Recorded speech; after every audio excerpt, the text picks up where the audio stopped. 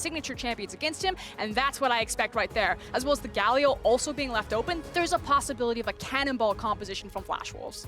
And that's what we want to see coming out from this team that has quite a history with their opponents that they're going up against here today. SKT and Flash Wolves, frequently representatives of their regions at international competition. Exactly. Each of them has only missed one MSI apiece. They are synonymous with the regions that they are representing. Another thing here as far as the champion select, if you're looking at the earlier games that both these teams played today where they lost, SK Telecom, it was a lot through the top lane where G2 were able to get Jace, 4 Wonder, and use that to move around the map and take a lot of early Turks. Hanabi's definitely a carry player for Flash Wolves, and they could go in a similar strategy. But the thing is Flash Wolves seem to put so much attention to their bot lane, not necessarily just in their most recent performance, but also in their draft. The fact that they've had 2 games now back-to-back with such high priority on Kaisa, it feels like what Spawn was mentioning earlier, that they're just very telegraphed in everything that they want. And if there's one team you don't want to have download you, it's probably SKT. Yeah, this is a team that has been on record plenty of times before at being able to dissect and dismantle opponents, and now they will have some playmaking in the Lee Sin. We saw Clid play that already earlier today. Didn't have success on it in that first game to the surprise of many, but we'll see what he can do with it here and now. Yeah, I think the surprise is the key word there, because this is the champion I most associate with Clid and with his pop-off early game plays. Definitely going to be something that SKT wants to write. I think something that they really need to shore up in their composition from the first game they played to this one is having more hard engage tools. And already, I like kind of the spread that we have, having access to something like a Ryze, so you're not just reliant on the Lee Sin, because it felt like if SKT ever did get ahead, they'd have nothing to pull the trigger on their previous comp. All right, the third pick that we're going to see coming in for the side of Flash Wolves before we get into those second round of bans will be the Nautilus. Remember, there's some flex pick potential here for that one. Usually seen in the support role in professional play, but you can take it elsewhere here as well. The bans coming through will be an Orianna for the side of SKT, as Lucian is taken off the table by the Flash Wolves. I actually find it interesting that they didn't just snap grab something like the Galio. It's something that ShiauC has looked so confident on, so I'm curious if they know something about the potential mid lane matchup, or if they think that Nautilus is now just that much higher tier priority over having the Galio Jarvan synergy. Yeah, I mean, of course, the Galio with the Kaisa and the Jarvan is such a classic combination there for a big AoE, but again, bottom lane focus, and they ban out the Ezreal as well, one of the safe AD carries. Yeah, and I think that's really the plan there. It's the fact that you ban Ezreal and Lucian, now you have the Nautilus. It's daring Teddy to play something immobile. What is your option going to be alongside that Braum? Possibly something like a Varus, and now you're dealing with a Nautilus ultimate. Just a quick update for everybody viewing from home. It is a little bit of a graphical issue right now in Champion Select, but all the picks and bans are correct. So what you're seeing is how Champion Select is playing out, as the final ban will be that Kinnan. We'll see what the Flash Wolves want to lock in here, and it's Rumble for the solo lane. Oh my goodness. All right, Hanabi here, going to take the big AP threat from the top side, I believe. This is like a composition straight out like 2015, it feels. The classic, you put down the little Jarvan circle, you just dunk the Rumble ultimate inside. The hot pot, the dunk bucket. There's all sorts of fun things you can do with this one, but it is scary for a priority target. And that works so much better against those marksmen that don't have dashes, hence the Lucian and the Ezreal bans here. But Kalista does have dashes built into the kit, yeah, quite with a few. The auto attack. Yeah, quite a few of those there with the martial cadence on the Kalista. And if you want to talk about dashes, let's talk about something else with more than a couple of them. Irelia, the final pick here for the side of SKT. And it feels like Flash Wolves were trying to kind of buckle in for this 5v5. They're trying to pick out Teddy to make it really hard for him to play these team fights. We want the Betty versus Teddy team fight ADC showdown. But SKT are like, no. We are done with that. We can have the possibility to play 1-3-1 with the likes of a Ryze and an Irelia. All right, let's see if Flash Wolves will lock in this ChoGath, and yes, they will. A lot of AP damage threat coming out from this Flash Wolves composition. We're going to have a Rumble mid, maybe? If we have or is it Nautilus mid and Rumble in the jungle with Jarvan support? Could be Rumble jungle as well, and Nautilus either support or mid. A lot of these are very flexible, but that's what I would think is the mid Rumble will come through versus the Irelia here. Now, one of the things that mid Rumble can really bring, we saw him kind of when the double smite was taking effect, is because he has so much push priority in those lanes. He tries to shove it forward, they can go roam around. Obviously, his control over the river with his level 6 ultimate, if it's a good dragon fight, that's great for Flash Wolves. They want to see something like a Mountain, like an Infernal, to try to make the most out of that mid-rumble. And I think a lot of people have been waiting for Rumble to come back into the meta with all the recent buffs he's been getting, the extra speed there for the shield as well coming up. That's definitely going to serve you well against Irelia, trying to dodge out the stuns and trying to get away. And we know how difficult Irelia can be to lock down with her ability to ignore CC through the W, to dash around and dodge on the skill shots. Well, what are you going to ignore when ChoGath eats you for 1,000 true damage? There's not a lot of outplay potential there,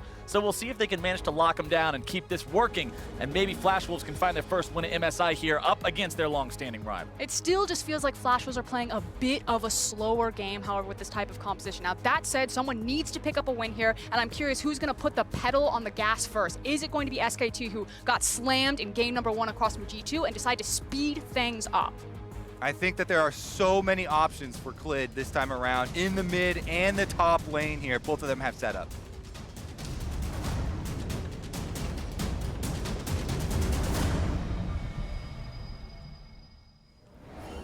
And as we jump into Summoner's Rift here for the 4th time today, SKT and Flash Wolves both looking for that first win of the main group stage here at MSI 2019. I want to remind everybody at home that these organizations, while both have quite a storied history, are currently both coming off of a rebuild kind of a year after a lack of success or a departure of many key members from previous iterations. Yeah, it's kind of departing from the golden era of both these organizations. And the thing is this is such a long-standing international rivalry. I'll hold it, though.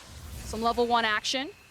Just a little bit of spells being flung back and forth. Bugi will take the worst of it, but nothing too bad. And ultimately, we call Flash Wolves the Korean killers because it feels like whatever iteration it is, they manage to get the best of a Korean team. They've never been 0-2 against any Korean team in groups. They always take a game. But ultimately, this next chapter will choose if that's a legend or a fairy tale. Exactly. I'm definitely looking at the next chapters for both of these squads. SK Telecom themselves trying to get back to that dominating performance that everyone knows for them. And as we're still waiting on the minions to spawn, I want to go ahead and touch on a couple of different keystones because there are some champions in this game that will switch between a few of them. You do see Khan's Ryze with the phase rush, not the aftershock that we see Ryzes often take to make themselves more tanky.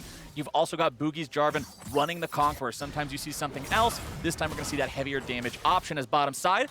Trade starting out here pretty early. Stun going to find its way down onto ShiauC as Flash Wolves lose that level 1 trade. And just some of the reasons for those rune choices, the Ryze on the top side, of course, speed so good versus ChoGath. This champion has a very difficult time trying to land those ruptures and silences on the super quick burst that you can get. And one of my favorite keystones was the Hail Blades on Kalista. I love how early pressure it gives her in the lane phase. You can already see her starting to trade very aggressively there. One thing with Rumble mid, plays very aggressively, pushes up the lane. Jungler's fighting at it though. Level 2, 1 versus 1. Clid's going to win that one for now, but Bugi has already secured the Scuttle Crab for the side of the Flash Wolves, so he'll go back into his own jungle and keep on farming up. And some of this was tipped off by the fact that Faker made the rotation over, got some early vision, and this is something to keep your eye on with SKT. What they do with the information from the vision that they gather, and the fact that they always try to create opportunities or something to play around off of it.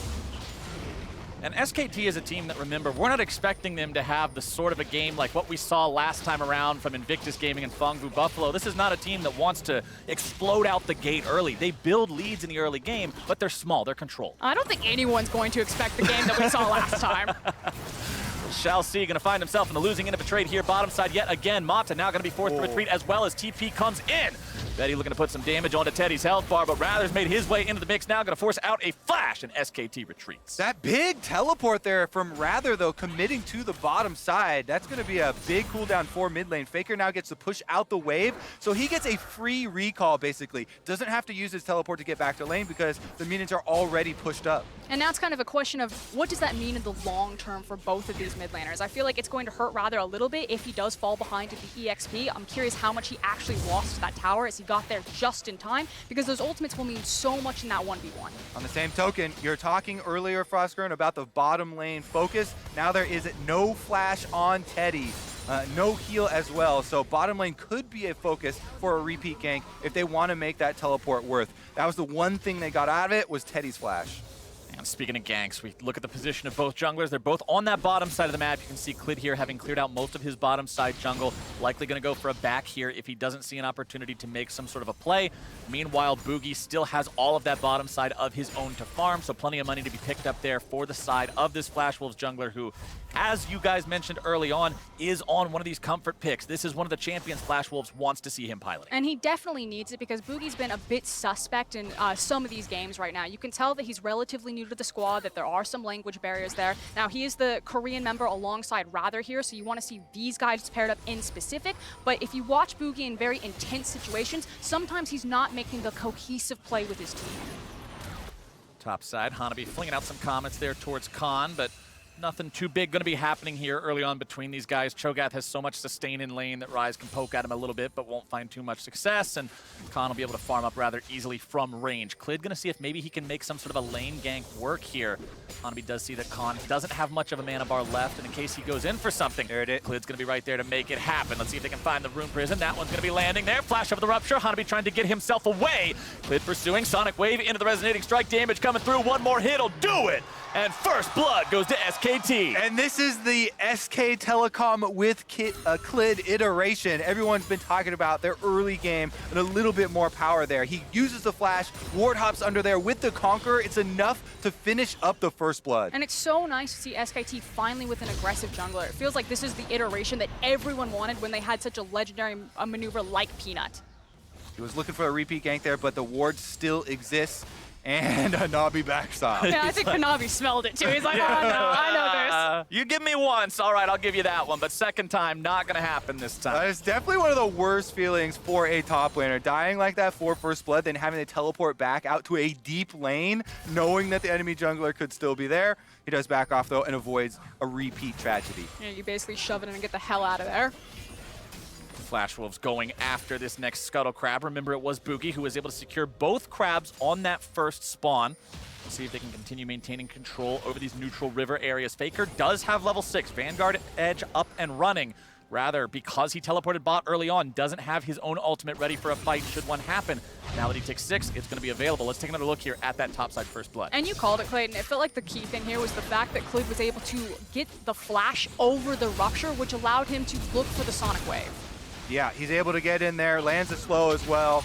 Then Conqueror procs, so he's going to ward hop right under the turret, finishes off that kill, and sets up top lane for success. Feels like the best case scenario here is the fact that Hanabi was able to actually shove the lane back in and get it bounced back to him, so he's not just completely zoned off his creeps. You can still see he's doing pretty well in CS and not extended too far to put him into danger without flash. Also pretty interesting to me that, after the opening game of the day, this is the change that SKT are making, where all the top lane focus, with the Jace matchup, caused them to lose control of the map so early on. Clid saying, not this time around.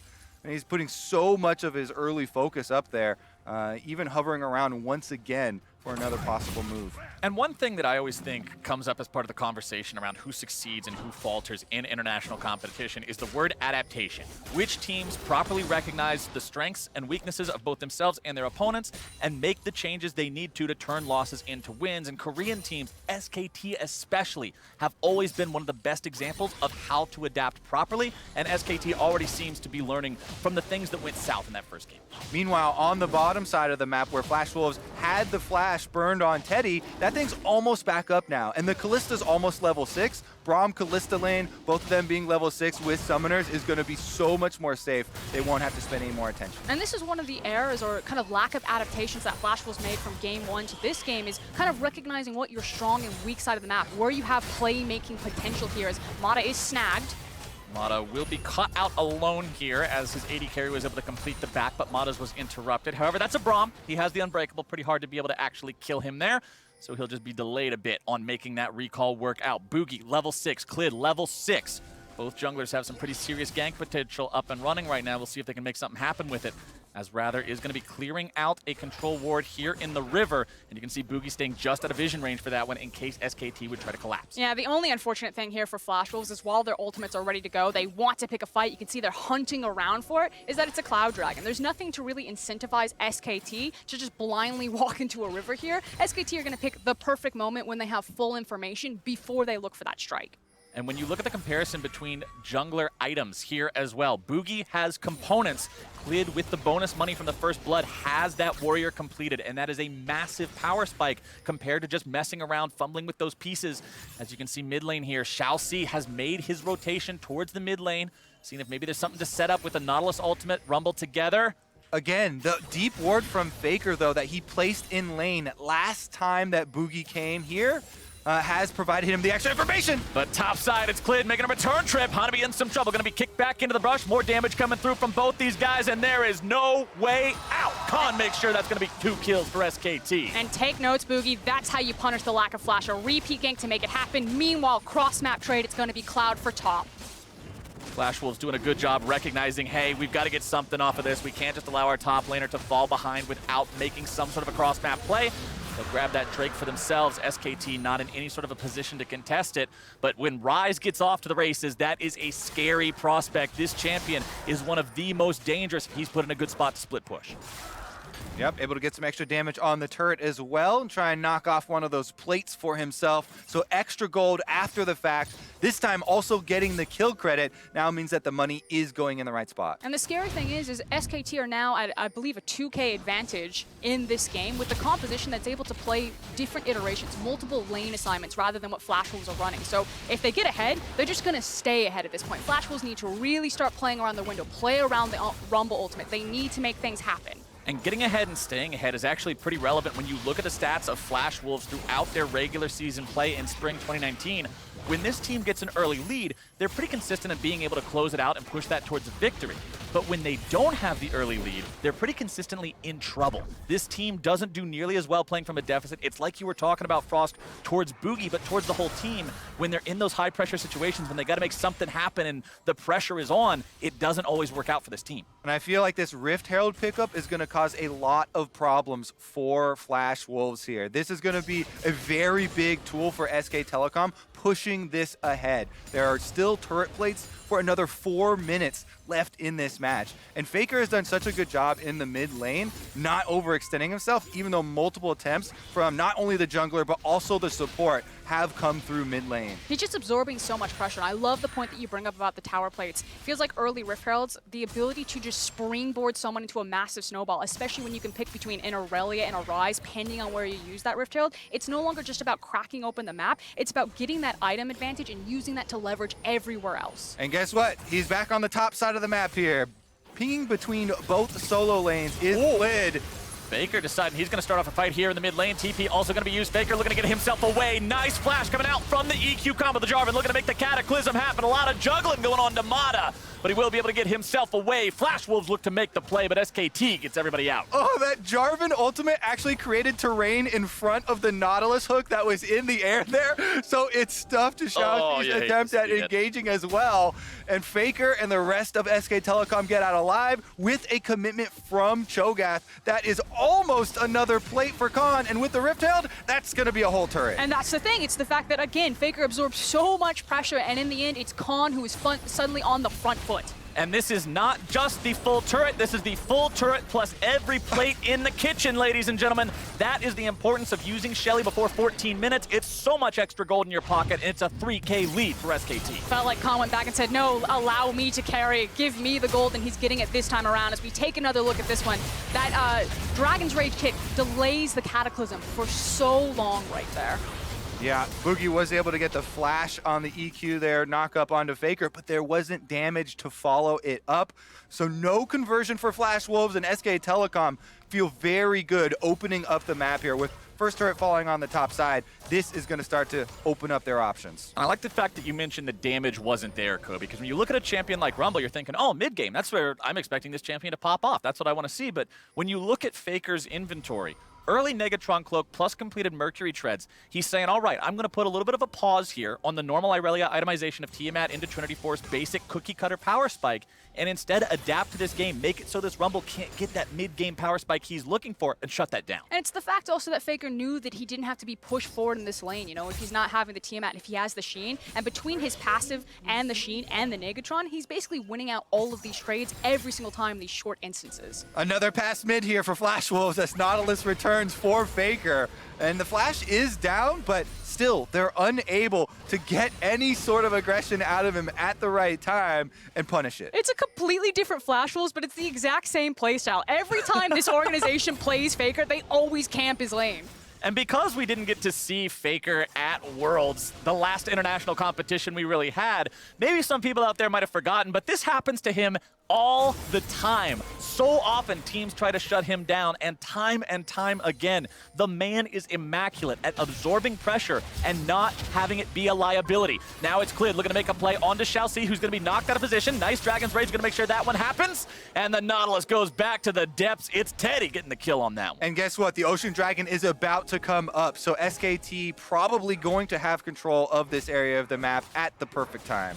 And now it's a question of where do they want to strike, if they maybe want to look for a small window before that dragon pops up, or maybe they just get control of the river and take it for free. Teleport is ready for Khan on the Ryze in the top side. He's got the Seraph Embrace completed, and he's feeling quite good about himself. So he can shove out the minion wave first and then join the rest of the team if there's any sort of movement from Flash Wolves. That movement is going to be running away with your tail between your legs. If Flash Wolves know what's good for them, they're down 4,000 gold. They're down TP advantage. This is not a fight anybody, unless you're looking for a gray screen, is going to take. Flash Wolves walk away from. But the problem is that with Flash Wolves composition, because I agree, they're down in gold, they're down in items, but that comp only works when you're fighting together. They have to look for fights or look for scenarios where they can actually try to inch their way back into this game. And again, if we return to the damage evaluation point, they're not really going to have that big boost until Kaisa gets the Rage Blade active. Rumble right now is sitting on the pieces of what will be Azonia's. Not going to add that early oomph that you're looking for Rumble. Level 11, you're used to seeing double spell penetration, big ultimates coming down, but they aren't going to have the punch to be able to create their own plays. And it means that there's kind of this closing window or this ticking time bomb on Flash Wolves composition before, again, SKT will just start eating up the map and ripping them around Summoner's Rift. And I mentioned earlier how Flash Wolves are known to struggle when they don't get an early lead. It's pretty rare to see a team not get a single turret plate over the course of 14 minutes of play. But Flash Wolves have currently been locked out of everything on Summoner's Rift except that single Cloud Drake that they were able to acquire earlier. SKT has been piloting this early game very well so far. Yeah, this game really hitting home that it's a new Flash Wolves and a new SK Telecom.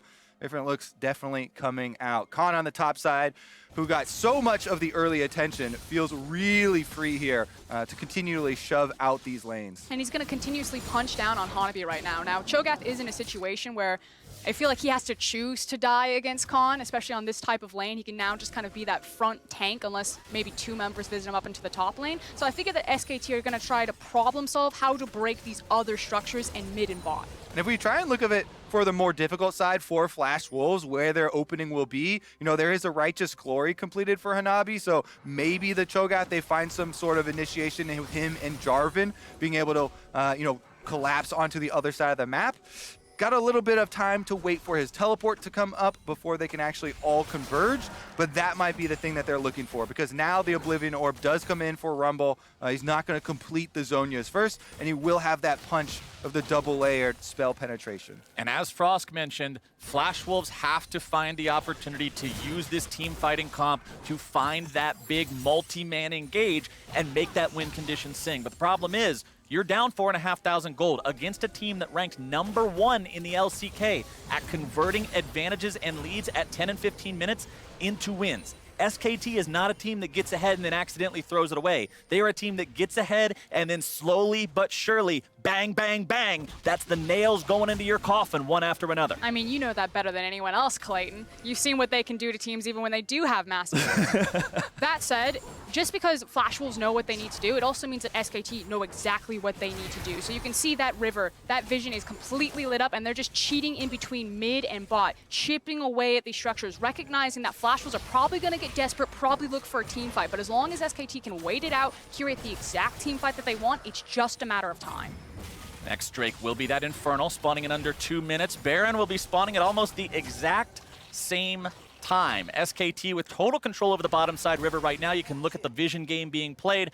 Plenty of wards down there for these guys, making sure that Flash Wolves can't walk into the river without SKT knowing about it. And as they fire off the Scryer's Bloom, Clid says, oh, that's a control ward that's not from my team? Nope, get that out of here. We're not going to allow that to stand any longer. And they make it so Flash Wolves is always having to guess what's safe and what's not on this map. Yeah, a lot of advanced moves here from Clid. Top side, though, Khan's got a control ward, should be just fine. Yeah, Bugi's going to show up, but not find himself any success. 0-0 and 0 on this Jarvan pick. Hasn't been able to get involved, really get his team any wins throughout the game thus far. As bottom side, the second turn of the game will drop to the side of SKT. As ShiauC goes for the flash into the engage, but SKT is right here for the follow-up and the counter-attack. They're going to be putting a lot of damage into Rather, who has to go into the stopwatch here. Immediately stunned down onto ShiauC. He's going to be exploded as the damage just rains into the Flash Wolves lineup. But it's going to be SKT who then loses 2. Bugi looks to turn it into 3, but he won't be able to find the damage onto Clid. Instead, it's Teddy coming in, and he'll turn Bugi into a right pincushion as he makes sure he gets yet another kill. It's 2 dead for SKT. 3 for Flash Wolves. Yeah, and with Betty chunked out there's no one left to defend. SK Telecom will get a turret afterwards. And it just reeked of desperation right there from the Flash Wolves. They went for the top lane. They were looking for the gank on Khan. They then decide to pivot, start running, sprinting towards Faker, seeing if they can make it work, but they overreach. And again, SKT knew exactly what they wanted to do, made the correct rotations, and cleaned up the end of the fight. All right, we're coming up on that Infernal Drake as well that you're looking for, Clayton. Should be able to get back out onto the map very quickly. SK Telecom, because they've had control of the map for the last 7 minutes, are the ones with the standing wards in the river already. So Flash Wolves are having to get out there and try and do their duty first. ShiauC laying down as much vision as he can. Really clever placement of his vision, though, trying to remove or try to avoid some of these control wards. Yeah, kind of shotgun there, get a little bit on every different angle. And you can see whenever a team has to move into an area where their opponents have controlled the vision for so long, it's like playing a game of connect the dots. You just got to make these little advances slowly but surely. Can't go too far out of line. Somebody might catch you. And speaking of catches, let's take a look at how this last play started off. Okay, so once again, they go for Faker on the Irelia. Rumble ult comes down. That is a big chunk of the damage. Betty is here, though, getting off the auto attacks. He almost is able to finish off that second kill. Ult's back here over to try and finish Clid, who walks away into Teddy's heal that saves him from the Q from Bugi. And then Bugi is left with no mobility, and he gets chased down by Teddy, ripping out the spears. It was like a freeze frame. For a second there, Flash Wolves fans are like, yes, we've got him, boys. Good. And then suddenly Teddy arrives. Yeah, then suddenly the Kalista with Blade of the Ruined King, Runaan's Hurricane, and a stopwatch ready to go shows up to the fight, and things get much more difficult. And that's so pivotal because, like Kobe was saying, we're still waiting for that Rage Blade. Kaisa still doesn't have it.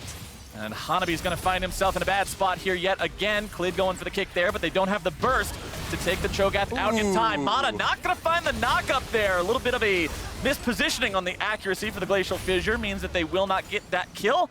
And SKT back away. Yeah, everyone gonna walk away after that one, and a couple of the ultimates lying down. This is why we need emotes. Professional play. But that would have been the Soraka Cup. Yeah, this is fine. Thank you for trying. If we check in once again on the map, though, the game state just getting worse for Flash Wolves. All these deep wards you can see in this blue quadrant of the jungle as we're sweeping over here have been left behind, and it makes it so dangerous, for Flash Wolves to now transfer between turrets for defense. They're just trying to ward off SK Telecom. But they're continually losing out on gold. Yeah, the only silver lining here is the fact that the Rage Blade has finally come in for Kaisa. You now have double points in the ultimate for Rumble. So again, we're still looking for that wombo combo. We know that the Flash Wolves want it, and they at least have some punch behind their damage if they set it up correctly. Flash Wolves moving Rather into the top side. Now you can see Khan just hanging around. Does have a 2-level advantage over Rather should these two find themselves in the 1 versus 1 here top side. ShiauC also sitting in this brush just to make sure if SKT tries to move in with multiple people, they will not be able to collapse and freely take kills off these Flash Wolves members. But look at the ward line. Look at how this slowly advances through Flash Wolves territory with everything from that outer turret line down. It's so much easier for SKT to move up like this and choke out more of the map. And everyone who has played League of Legends knows knows this feeling. Your team is down, you're behind, the entire map is dark. Baron is a constant worry. When are they taking? Are they on it? Every second that you lose track of the enemy, you're worried about this. So you can see in their movements here, Flash Wolves going in as a group, trying to get a little bit of information for themselves to work with. Khan, though, just sits on his control ward and avoids the extra member. There are 3 steps for solo queue if you find yourself in Flash Wolves positions. Number 1, buy control wards. Number 2, hold hands. And number 3, slowly walk forward. Everybody just trying to stay together. Don't go into the jungle without your jungle buddy. That is the rule for the Flash Wolves. Anybody gets themselves caught out, they will be in a world of hurt. Hanabi on that ChoGath, the one man who's able to probably survive being collapsed on and not explode instantly. But SKT still looking very scary. Trinity Force finally online here for Faker. Did go for the Wit's End to complete that beforehand. SKT lineup's looking pretty threatening. Khan finding a little bit of damage there onto Bugi, taking him down to half HP and stealing the red. These resources are SKT's for the take. Yeah, he just chunks the enemy jungler to 50%, then steals his red buff. That feels extremely bad. Right now, though, for Flash Wolves, their biggest asset is the amount of crowd control that they have available to them. So all eyes are gonna be on Betty. Can they set up this Kaisa to try and get these kills? Mata goes in though. Mata with the flash initiation sets it up, and in the blink of an eye, ShiauC is gone. Khan cashes in on that kill. 3, 0, and 2 on this Ryze. Maximum possible bonus bounty. SKT will not immediately head towards the Baron. Instead, they're gonna bait Flash Wolves to come a little bit closer, see if they can get another kill first, and Bugi is gonna be tagged up with that Winter's Bite. Will manage to get himself away, rather gonna be in some trouble. Khan to find the kill. Will not get it. The overload goes a little bit wide, but now that is SKT's green light to push into the top lane. Tier 2 under siege. Rumble can't fight it, and that means it's gone. Yeah, the damage is disgusting right now from SKT, and I love the patience, the coordination, the control that they're showing here. They have a Kalista, so at some point they can be like, you cannot out-smite us. In fact, that point's going to be right now. Realm Warp directly back into the Baron. Like I said, they have the Kaisa. This should be their monster objective. They are up against a ChoGath, though, so there is always the possibility of the feast. SKT back away from the Baron. They don't want to risk anything here, playing so slow, so controlled. Equalizer's going to be coming down. Flash Wolves looking to start off the fight. Faker going to be taking some damage. Bugi into the back line, but he's going to be all alone and shredded out. Faker's able to find that first kill as Ratter's going to be in some trouble. Isolated all alone, taken down, bursted out, and Teddy goes on a killing spree. It is 9-2 SKT, and I believe Baron has to finally be on the menu. Yeah, big split engage there for Flash Wolves as they dodge out the initial hook from Nautilus, and then Bugi's the only guy that goes in after that. So SK Telecom take down the jungler and mid laner, and now they have full control over the Baron pit. Flash Wolves, Hanabi, this is their one hope. Can he get a flash in and feast? I don't think he's going to be able to. Faker is able to run intervention on this one. Mata also going to be keeping that ChoGath away. Notice how the majority of this Baron take has just been Clid and Khan doing the entire thing. Stuns coming through. Faker's able to find the damage. Flash Wolves are going to be losing more men even sooner than they expected. Hanabi is down. Will they be able to make it too? ShiauC tries to get himself away. I don't think you're going to be doing your Spider-Man cosplay much longer, my friend. He is out of there, and Clid makes sure he grabs his second kill of the game. It is a Baroned up SKT. 5v3 marching down the top lane. Yeah, very clear control from SK Telecom in their second game of the day here. They know that the only thing they have to worry about is a flash in from ChoGath trying to feast away the Baron. So they set 2 members on defending it, and that is going to be SKT inside the base. And unfortunately, it feels like the fairy tale for Flash Wolves has ended. They do not look like the Korean Killers today, looking at an 0-2 start. And SKT will not have such a start. The first game was a little bit rough, but they bounce back in style and take Flash Wolves down.